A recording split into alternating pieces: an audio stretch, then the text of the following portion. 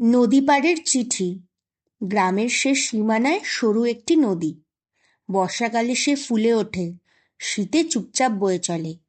Horn প্রতিদিন সন্ধ্যায় নদী পাড়ে এসে বসে। হাতে থাকে একটি কাগজ আর পেন্সিল। সে লিখতে জানে খুব অল্প, তবু সে লেখে। আজ সে লিখল, মা, নদীটা আজ শান্ত, তোমার কথা খুব মনে পড়ছে। কাগজটা ভাঁজ করে পাথরের নিচে রেখে দেয়। কাকে দেবে সে জানে না। মা অনেক বছর আগে মারা গেছেন, তবু নদীর ধারে বসলে মনে হয় মা বুঝি এই জলের শব্দের ভেতরেই আছেন।